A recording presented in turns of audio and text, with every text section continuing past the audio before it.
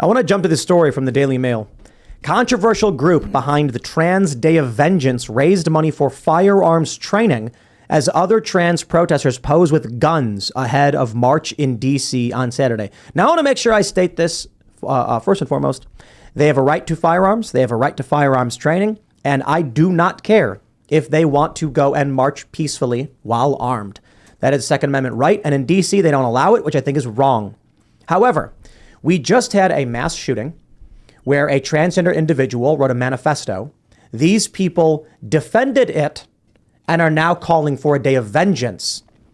This is as close to the line as you can get. They're standing on it. Wait. Just to be clear, the President of the United States tweeted out the other day with respect to his court hearing that people should go out and protest, and the left went nuts and said, how dare he call for protest with respect to, this decision that may come down about, from the Manhattan District Attorney. These folks are talking about firearms training, and I agree with you. They have a constitutional right to do all of the aforementioned. But no one on the left, they went nuts and apoplectic. Yep. That Donald Trump was calling for people to protest. Full stop, just the word protest. Mm-hmm. These folks are talking about taking up arms, getting firearms training, and no one on the left seems to say a single word. You need to stop assuming you are in the same country as these people. They know they hate you. They know you are not a part of their plan and their system. So when Joe Biden hears about Christians being shot, he laughed. He laughed and said, I don't know anything about it. He didn't know anything about it? Right. 3 9-year-old children were gunned down. And he says, I don't know about it. And they said, Josh Hawley thinks they were targeting Christians. He goes, well, then I probably think I probably don't agree. Yeah. And I'm joking. Yes. I mean, I'm joking about a tragedy that 6 people just got killed. I'm not sure what's the worst part about what you just said. I want you to imagine it this way. What's your favorite sports team, Sean? The New England Patriots. New England Patriots. Have they played against anybody recently? Or what's the most recent game they played? It would have been last season. Last season? Yeah. Name another team you don't like. The Jets. The Jets. And they play against each other? They do. I'm not big on sports. They're both in the AFC East. All right. So tell me the teams again. It's the Patriots versus the Jets. Patriots versus the Jets. So you are watching the Jets get what is it, football? Yep. They get through a touchdown, and it's a controversial call. Are you going to cheer for them? No, not for the Jets. Exactly. And you're going to be angry and outraged. But let's say there's a controversial call that benefits your team. Are you going to defend them? No, of course. I mean, if it benefits the Patriots, yeah. It's a controversial call. It's not like it's definitive one way or the other. You're going to say, my team should get it. Sure. And then when they get, no, I'm going to challenge that. What's happening right now in the United States is that the Democrats have been doing this for a long time. They will, Joe Biden, for instance, will engage in a quid pro quo with Ukraine saying, if you don't fire the prosecutor, not getting $1 billion. When we say, hey, you guys broke the rules, they start laughing. Yeah. You think we're playing a game with you? We don't care about that. We can get away with whatever we want, but we will wield those tools against you. That's what they're doing. So unfortunately for us, the refs are on the Jets' side right now. Oh, yeah. The refs, the commissioner, the corporate sponsor. I mean, that's the thing. Is it's one thing to say the refs are with you. They got the league. They got the corporate sponsors. They got the guys who build the field. And so when you are sitting there and they keep throwing out controversial calls and giving the other team the touchdown, conservatives, independents, and disaffected liberal types, libertarians, just keep going, oh, come on, ref. Well, we'll get them next time. What are you talking about? They're all laughing behind your back. These protesters go out to the home of Supreme Court justices illegally. You can't do this. And Merrick Garland says, do not arrest them. And then you get some woman who took a picture in D.C. on January 6th. They raid her home in Alaska, even though she wasn't in the building. This has been going on for some time. Pro-life activists get their homes raided. These people get protection. I'm telling you, I don't see it going any other way. It is happening right before our eyes. We had in Wisconsin, these BLM activists set fire to a house twice. And then when that same group showed up in front of another guy's house, he brandished a firearm inside his house, feeling threatened, and the police came and arrested him. Oh, I know. They went into his house and took him, and the BLM activists cheered for it. Yeah. They cheered for the police.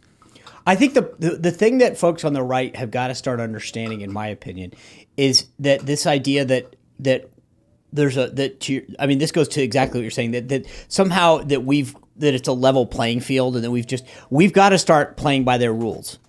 And saying, fine, then we'll go out and fight. And this is where we've got to defund everyone wants to play nicey nice, right? So, for example, right now, the Republicans are going through this debt ceiling thing. Why are we not defunding everything on the left? This idea that somehow it's got to be let's play nice with them and figure out we control the House. The House controls the purse strings. Start defunding things. Yep. Stop pretending that this is that we need to get along and get along. They defund stuff on the right.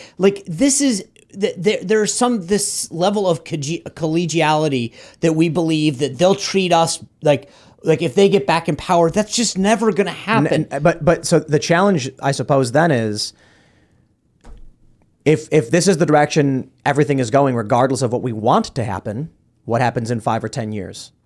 Well, here's my point. If we don't recognize what you're talking about, that the fight is on, that they're going into, I was at this library this morning to talk about wholesome things, about patriotism, about being a good person, right?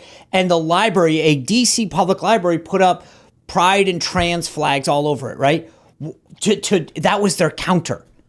I saw those photos. Right, and this was we weren't there there was no anti-trans, anti-pride. This wasn't about any message that was against anybody. It was literally, here's a message about being a good person. The fight is on. We either are willing to go out there and engage, or they're going to win.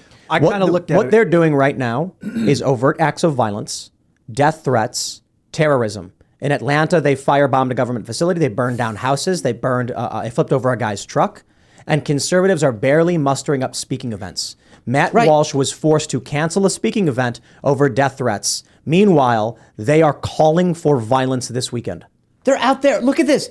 Firearms training. They're going out there doing this, and not one media organization will report on this tonight. Hunter Biden takes $1.5 million, and people on the right get accused of making up stories. Well, but my point is, Hunter's a prodigy painter. Of course, he does. Those are very beautiful. Uh-huh. But the point is that at some point, we've got to start understanding that the corporate media and everybody else, they're not going to give us a fair shake. So go out there and stop pretending this idea that, I saw a story today on the way here. Chris Christie won't support Donald Trump if he's the nominee. Stop it. Do you think that they said that when John Fetterman was the nominee in Pennsylvania, or Joe Biden was the nominee? This idea on the right that we're all this purity test. Give me a break. I'll vote for any Republican that's the nominee to go against Joe Biden. Mm-hmm. Stop this nonsense. I just think it doesn't matter what we do. The millennial and Gen Z generations and younger are hyper radicalized, hyper polarized. And the only thing stopping overt and direct conflict is that Gen X and boomers are still in control at the highest level of institutions. But we've got a good 10 or 20 years left before they're not. And then when you get Disney run by woke leftists and their entire worldview is solidified and they think you're a Nazi, we're already seeing what happens with Merrick Garland in control of the DOJ.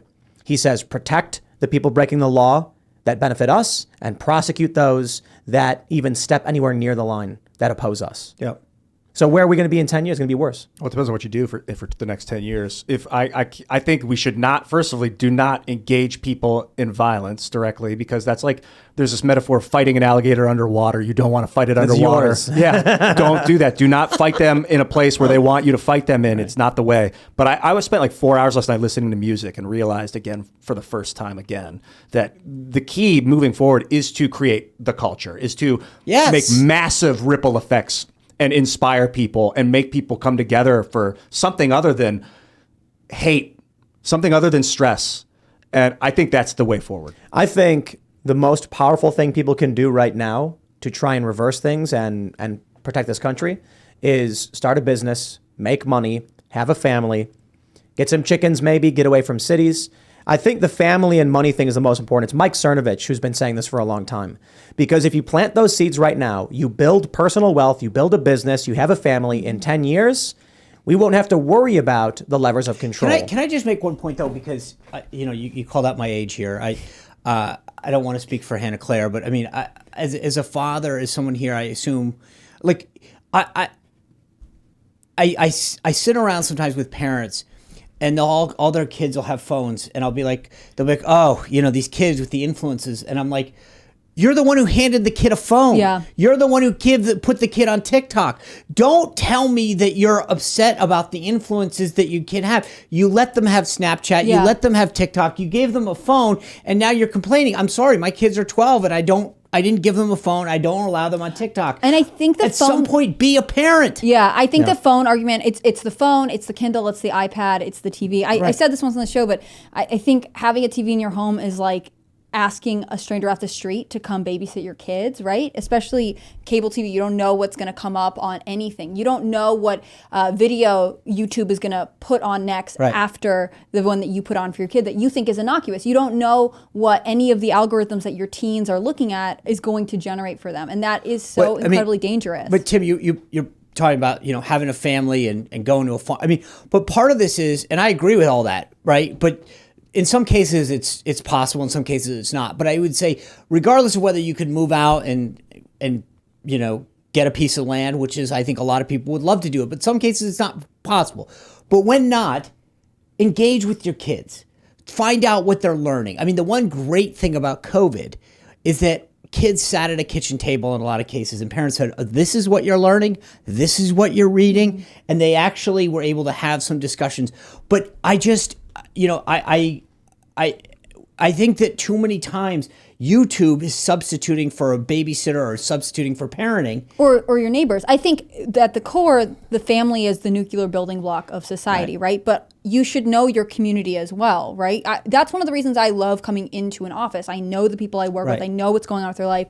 I think we could all be better about knowing what the other people on our street or in our building. I mean, you're right. Not everyone can move to a farm, but you could know your neighbors. You could know them better. You could build a relationship with them, especially if they're the people living next door to you. Right. It's one thing to follow an influencer because maybe you're interested in something they're working on, or whatever else, but you can't let those parasocial bonds replace the real life connections you can have with people. Thanks for watching this clip from the Timcast IRL podcast. Hang out with us live Monday through Friday at 8 p.m. and become a member over at timcast.com for uncensored, members-only shows exclusive. Thanks for hanging out, and we'll see you all next time.